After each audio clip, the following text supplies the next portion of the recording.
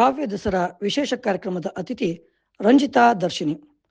ಮಂಡ್ಯ ಜಿಲ್ಲೆಯ ಯುವ ಬರಹಗಾರ್ತಿ ರಂಜಿತಾ ದರ್ಶಿನಿ ಆರ್ಎಸ್ ಅವರು ನಂದಾದೀಪ ಎಂಬ ಕಾವ್ಯನಾಮದಿಂದ ಚಿರ ಪರಿಚಿತರಾಗಿದ್ದಾರೆ. ಅವರು ಎಂಕಾಂ ಪಿಜಿಡಿಎಂಎಂ ಪದವಿ ಪಡೆದಿದ್ದು ಬೆಂಗಳೂರಿನ ಸರ್ಕಾರಿ ಆರ್ಸಿ ಕಾಲೇಜಿನಲ್ಲಿ ಉಪನ್ಯಾಸಕಿಯಾಗಿ ಕಾರ್ಯನಿರ್ವಹಿಸುತ್ತಿದ್ದಾರೆ. ನಿರೂಪಣೆ, ವಾರ್ತಾವಾಚನ, ಧ್ವನಿ ಮುದ್ರಣ ಇವರ ಪ್ರಮುಖ ಆಸಕ್ತಿಯಾಗಿದ್ದು ಮಂಡ್ಯದ ನಮ್ಮ ಕಾವೇರಿ ಟಿವಿ ಚಾನೆಲ್ನಲ್ಲಿ ಕೆಲಸ ಮಾಡಿದ್ದಾರೆ. ಸ್ಕೆಚ್ ಮತ್ತು ಮನಸ್ವಿನಿ ಕಾದಂಬರಿಗಳು, ಕಾವ್ಯದರ್ಶಿನಿ ಕವನ ಸಂಕಲನ, ರಾತ್ರಿ ಸುರಿದ ಮಲ್ಲಿಗೆ ಚುಟುಕು ಕವನ ಸಂಕಲನ ಇವರ ಪ್ರಮುಖ ಕೃತಿಗಳು. ರಂಜಿತಾ ದರ್ಶಿನಿ ಅವರು ವಾಚಿಸುತ್ತಿರುವ ಪದ್ಯ ಕನ್ನಡ ಮಾತನಾಡಲು ಅಳುಕೇತಕೆ. ನಮಸ್ಕಾರ. ಕವಿತೆಯ ಶೀರ್ಷಿಕೆ ಕನ್ನಡ ಮಾತನಾಡಲು ಅಳುಕೇತಕೆ. ಕನ್ನಡ ಮಾತನಾಡಲು ಅಳುಕೇತಕೆ, ಪರಭಾಷೆಯ ಹಂಗು ನಮಗೇತಕೆ. ಕನ್ನಡ ಮಾತನಾಡಲು ಅಳುಕೇತಕೆ, ಪರಭಾಷೆಯ ಹಂಗು ನಮಗೇತಕೆ.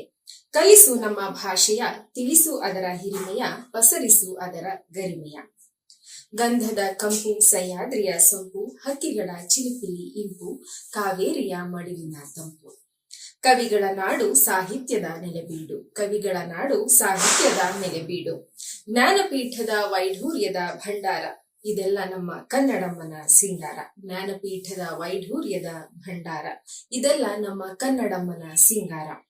ಶಿಲ್ಪಕಲೆಯ ವೈಭವದ ಕುಸಿರಿ ನೋಟ, ಬೇಲೂರು ಹಳೆಬೀಡು. ಶಿಲ್ಪಕಲೆಯ ವೈಭವದ ಕುಸುರಿ ನೋಟ, ಬೇಲೂರು ಹಳೆಬೀಡು. ಕಂಸಾಳೆ ಕೋಲಾಟ, ಕರುನಾಡಿನ ಜಾನಪದ ಚಿನ್ನಾಟ. ಕಂಸಾಳೆ ಕೋಲಾಟ, ಕರುನಾಡಿನ ಜಾನಪದ ಚಿನ್ನಾಟ. ನೋಡಲೆರಡು ಕಣ್ಣು ಸಾಲದು, ಜೋಗ ಜಲಪಾತದ ಮೈಮಾಟ.